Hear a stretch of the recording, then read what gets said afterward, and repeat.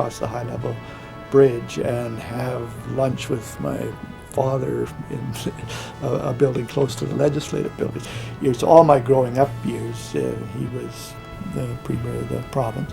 My father, Ernest Manning, came to Alberta to study for the Christian ministry and got involved in Depression politics in the 30s.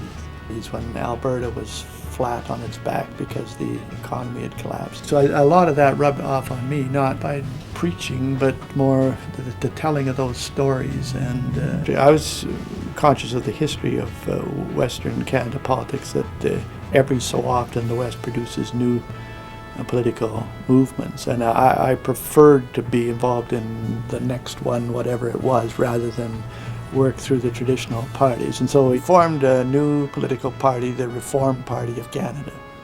I think our two most significant achievements, the first one was to make budget balancing a top priority with every senior level of government in the country. The second biggest accomplishment, particularly from a Westerner standpoint, was we wanted to shift the political center of gravity of the country from the old Ontario-Quebec alliance. We wanted to shift that so that the West had a stronger voice and greater influence.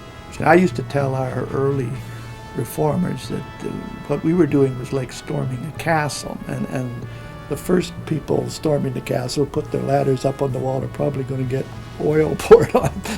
And I used to say it'll probably be the third wave that'll get over the wall. And then on May 2nd, 2011, finally got a reformed conservative majority government 24 years out after starting out to try to do that. But the lesson in all of that for young people particularly who are disillusioned with, do not find politics attractive, is that you can take, a small group of people can take the tools that democracy gives to everyone, freedom of conscience, freedom of speech, freedom of association, and whether people agree with what we were trying to do, I think they can draw inspiration from the fact that those tools still work, and they ought to be valued and treasured.